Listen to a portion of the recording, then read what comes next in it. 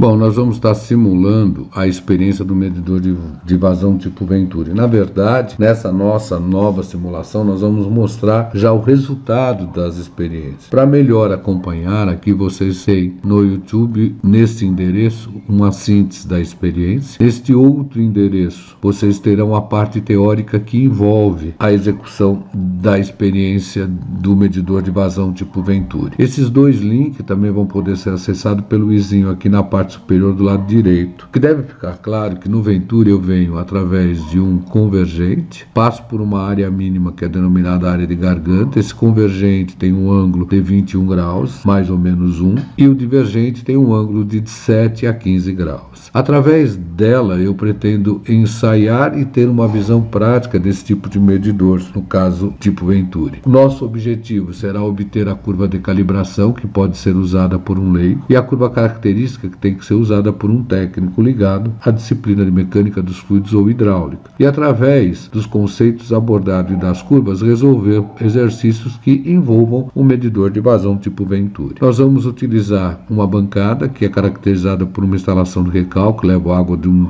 nível inferior para o nível superior. Eu tenho a instalação do Venturi nessa bancada, área de aproximação e garganta ligada a um manômetro diferencial em forma de U. Através da válvula globo de 1,5 polegadas, nós vamos executar a experiência variando da vazão zero até a vazão máxima, ou seja, da válvula globo totalmente fechada para a válvula globo totalmente aberta. Para cada posição dessa válvula globo de 1,5 polegadas, nós vamos ler o desnível do fluido manométrico, no caso o mercúrio, acoplado entre área de aproximação e garganta do Venturi. Então nós temos aqui área de aproximação, área da garganta. No caso, a área de aproximação, diâmetro de 40,8 milímetros, que vai ter uma área correspondente a 13,1 centímetro quadrado, e a garganta com diâmetro de 25 milímetros. E aqui nós temos um desnível. Observem que o lado ligado à área de aproximação tem pressão maior do que a garganta. Portanto, isso comprova que quando eu aumento a carga cinética, automaticamente a carga de pressão diminui.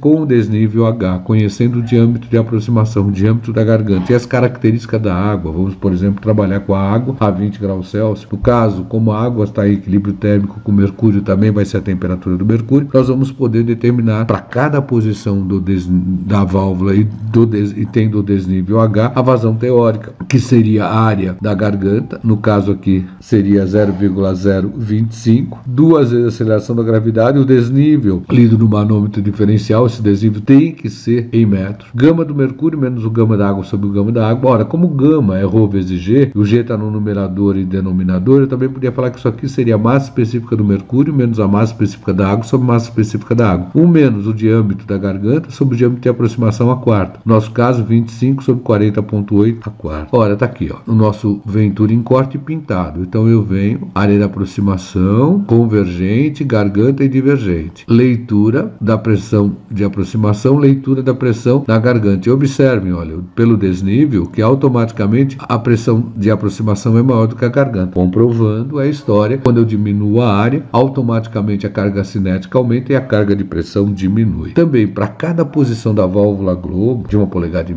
nós vamos determinar a vazão real, já que isso será feito lá no tanque superior. Para isso, nós vamos conhecer o comprimento de um lado e do outro. No nosso caso, em particular, nessa simulação, trata-se de uma seção transversal quadrada, os lados são iguais e iguais a 73,5 centímetros. Ora, eu deixo subir um ΔH e vou cronometrar o tempo. Automaticamente eu lembro que a vazão real é volume sobre o tempo, uma determinação de forma direta, e esse volume seria o ΔH vezes a área do tanque, lado vezes lado, dividido pelo tempo cronometrado. Ora, tenho a vazão real e tenho a vazão teórica, eu vou conseguir determinar o coeficiente de vazão, também denominado coeficiente de descarga, vazão real sobre vazão teórica. Lembrando que esse coeficiente de vazão não pode ser maior do que 1. A experiência vai possibilitar a obtenção da curva característica, onde o número de Reynolds de aproximação é sempre calculado com a vazão real e ele vai estar situado na abscissa da curva característica, e na ordenada nós vamos ter o coeficiente de vazão, ou seja, vazão real sobre vazão teórica. Está aqui um exemplo. Desde que eu mantenha essa relação de diâmetro da garganta e D1, essa representação vai ser sempre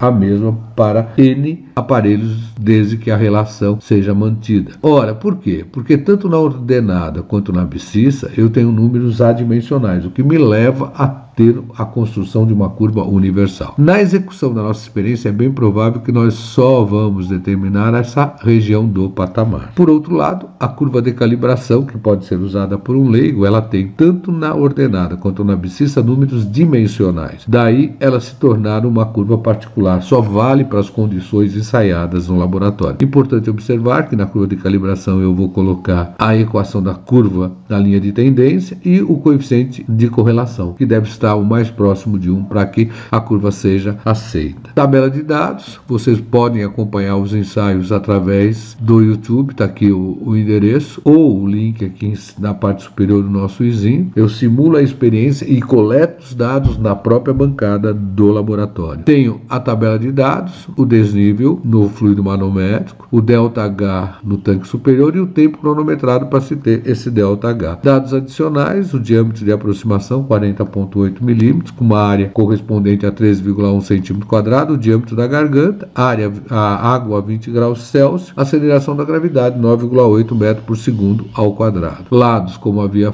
dito, trata-se de seção transversal quadrada, lado de 73,5 centímetros. E vamos para a tabela de resultados. Lembrando que a vazão real é ΔH vezes a área do tanque dividido pelo tempo, a área do tanque L vezes L, a velocidade de aproximação sempre determinada pela vazão real, a área de aproximação 13,1 centímetro quadrado, multipliquei por 10 a menos 4 para obter a transformação para metro quadrado, o número de reinos de aproximação, velocidade média de aproximação, o diâmetro 0,0408, passei para metro, e a viscosidade da água que eu leio para 20 graus Celsius. Tem a vazão real, tenho a vazão teórica, está aqui a fórmula da vazão teórica, obtida para cada desnível H lido no manômetro diferencial, π 0,025 ao quadrado sobre 4, diâmetro da garganta, 2G, 2 vezes 9,8, 19,6. Lembrem, aqui é o ρ do mercúrio menos o ρ da água sobre o ρ da água. Por quê? Porque eu tenho gama igual a ρ vezes G, eu vou ficar com G no numerador e denominador cancela. 1 menos o diâmetro da garganta, o diâmetro de aproximação elevado a quarta. Então, para cada H, esse H em metro, eu determino a teórica. Tenho a real, tenho a teórica, tenho o CD. Então, eu tenho aqui a nossa tabela de resultados. Para cada H, eu tenho a vazão teórica. Para cada ΔH e tempo, eu tenho a vazão real. Tenho a vazão real, tenho a vazão teórica, tenho o CD. Tenho a vazão real, tenho V1. Tenho V1, tenho Reynolds 1. Observem que eu tenho aqui os dados. Importante, olha, aqui essa massa específica está em quilo por metro cúbico e a viscosidade está em metro por segundo ao quadrado. Propriedades da água a 20 graus, aqui é a sua massa específica. Observem que o ensaio 2, o CD ficou maior do que 1, então eu vou eliminar esta linha para a construção do gráfico, porque o CD tem que ser menor do que 1. Então, pelo Excel, eliminando aquela linha, eu tenho a nossa curva de calibração, está aqui a equação da linha de tendência, com coeficiente de correlação 0,9983, bom, e automaticamente, Reynolds e CD, eliminando aquela linha, observe que eu fiz a média e para cada Reynolds eu considerei o valor médio. E também pelo Excel eu tenho a curva característica, que é válida para a relação 25 sobre 40,8. Pessoal, eu espero ter ajudado vocês. Qualquer dúvida, entre em contato com raimundo.ignacio@escoladavida.eng.br. Não esqueçam de clicar no sininho e no like, assim vocês me ajudam a dar continuidade a esse projeto. Bons estudos!